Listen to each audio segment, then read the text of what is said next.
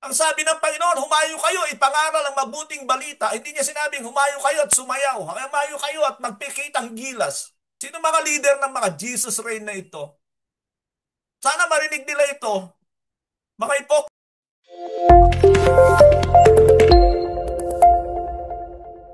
Ganda gabi po sa lahat.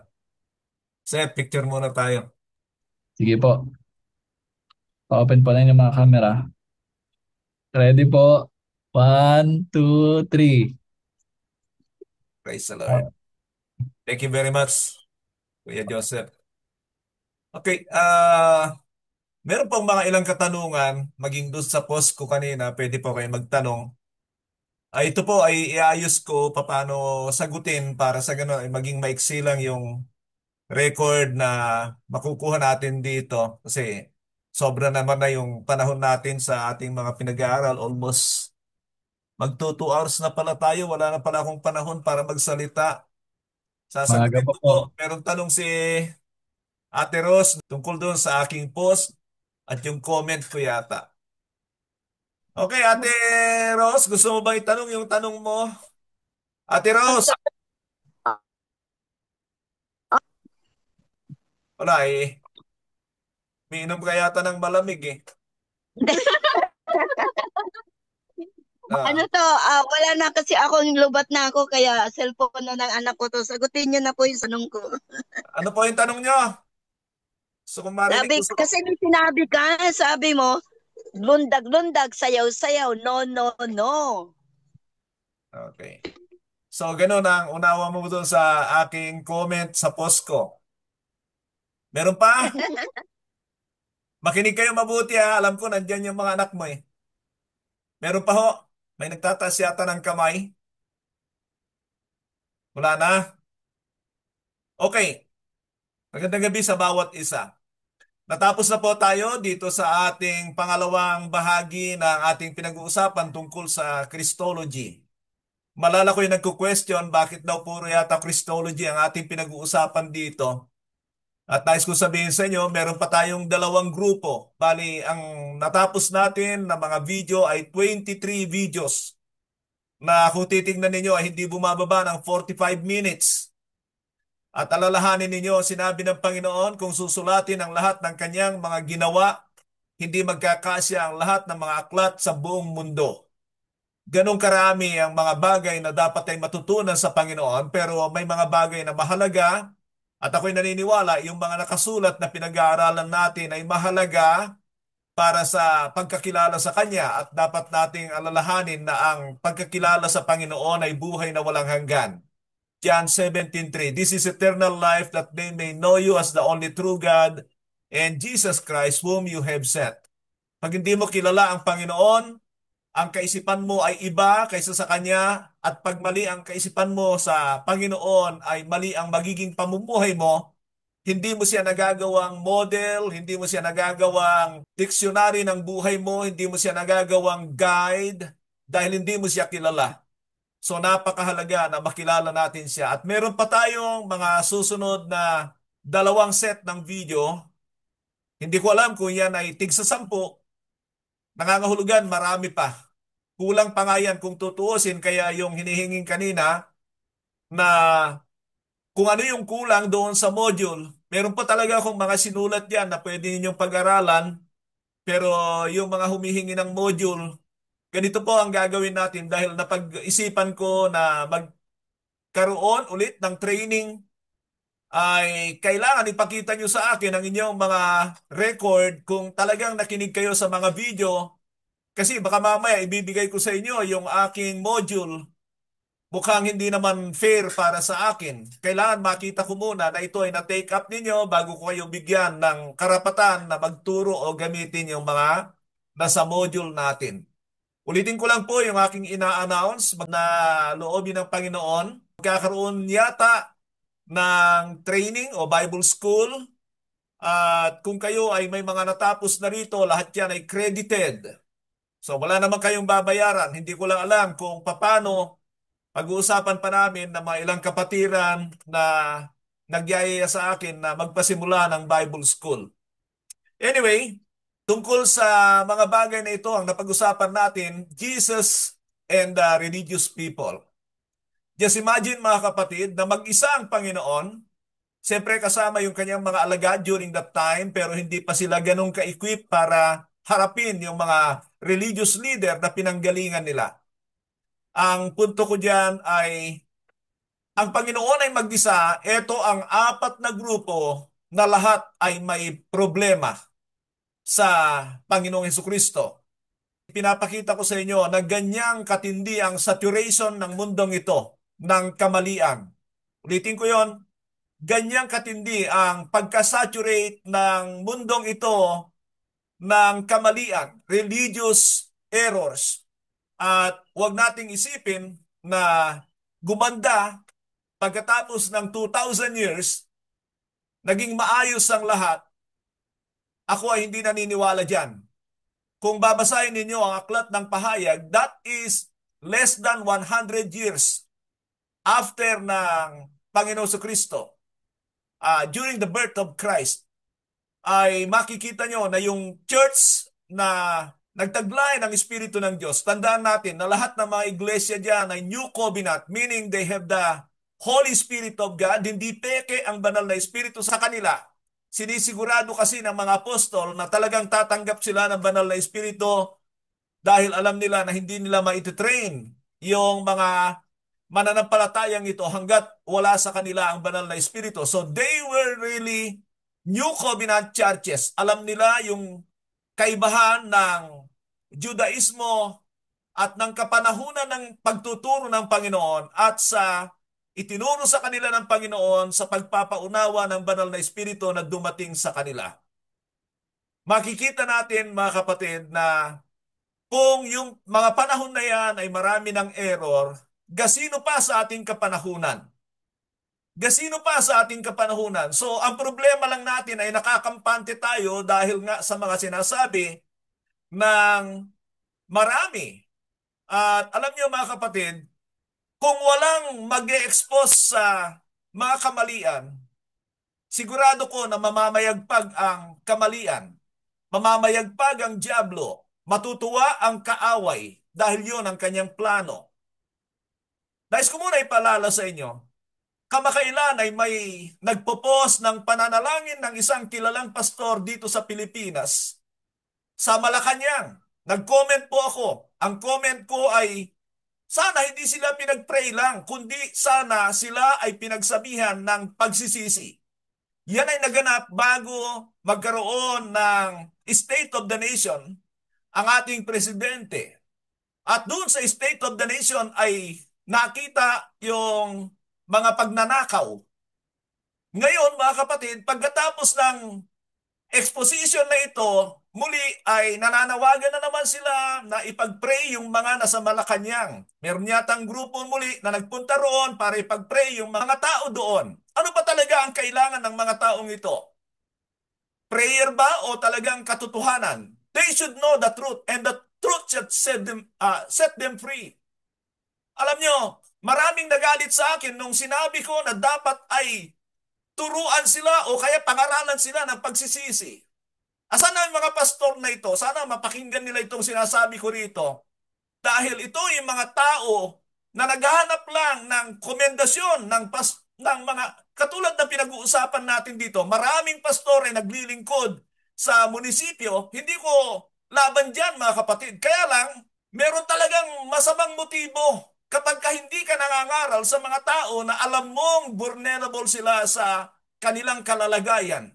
Sabi ko nga yung politiko, isa sa mga talagang namamayagpag ang dyablo. Tandaan natin ang sinabi ng 1 John 5:19, the whole world is under the control of the evil one. At ang politiko, tingnan ninyo kung gaano kasinungaling ang mga taong yan. Halimbawa, tingnan niyo ito kung totoo itong sinasabi ko. Lahat ay walang umaamin ng pagnanakaw. Lahat ay walang umaamin ng ginawang mali. Saan napunta ang pera ng bayan natin? Sino ang mga gumawa ng mga proyekto na substandards? Mga ghost project? Wala. Tingnan nyo kung gaano panluloko ng mga taong ito sa hindi lamang sa kanilang sarili, kundi sa ating bayan. I mean, mga kapatid, because the devil is there at yan ang trabaho niya. Sisirain niya talaga ang buhay ng mga taong ito.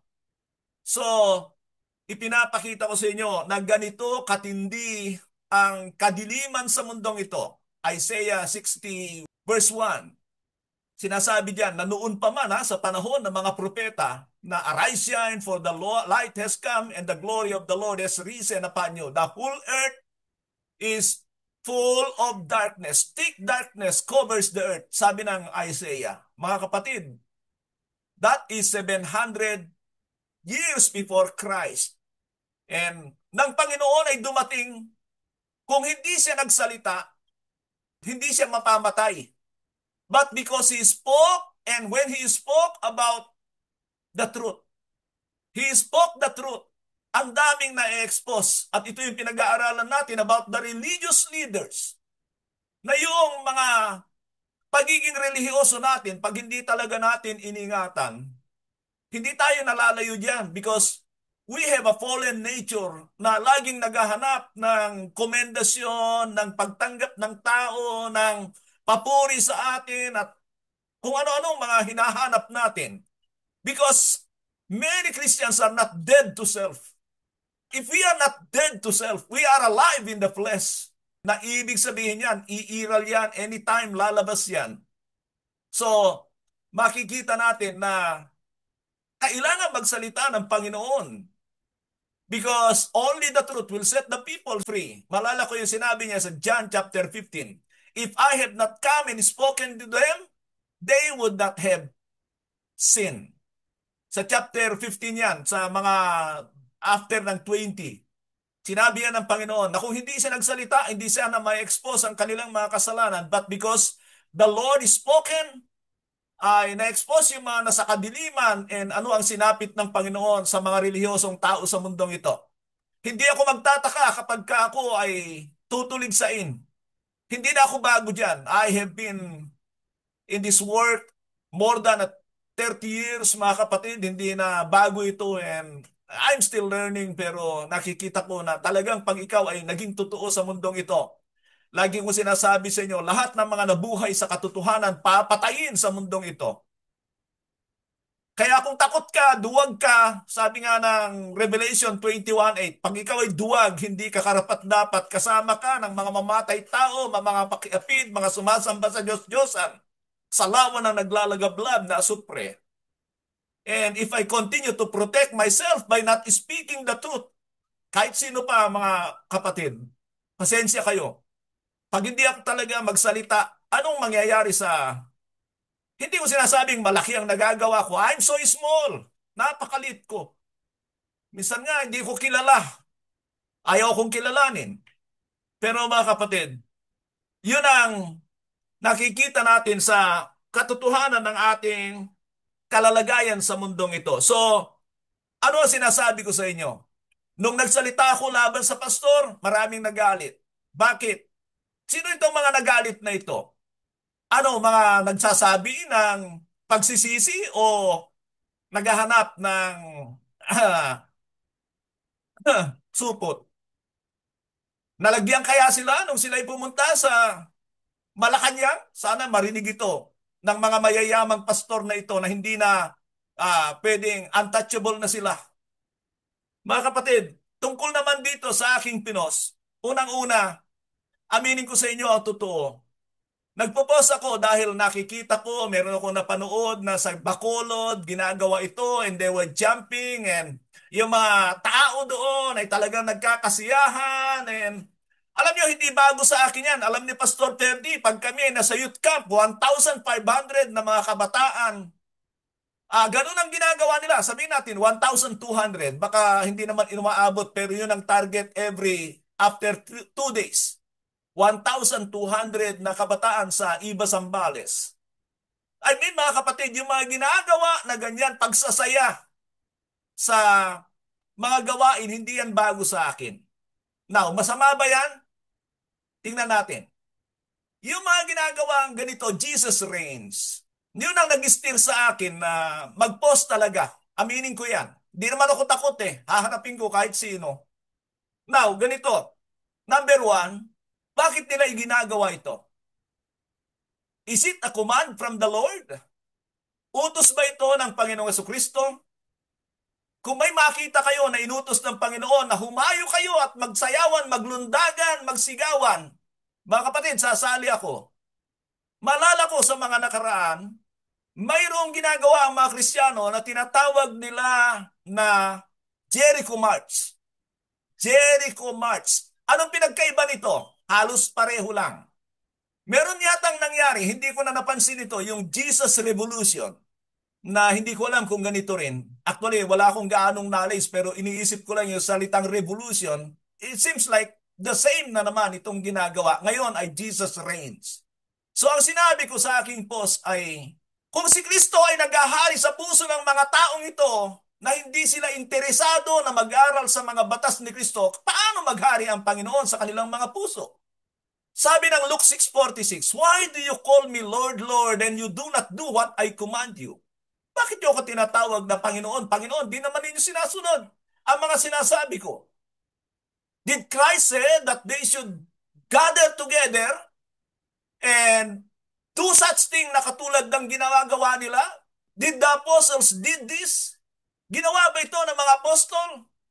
Tingnan ninyo kung merong ginawa ang mga apostol na ganyan. Wala. So ano ito? Are they competing with the world?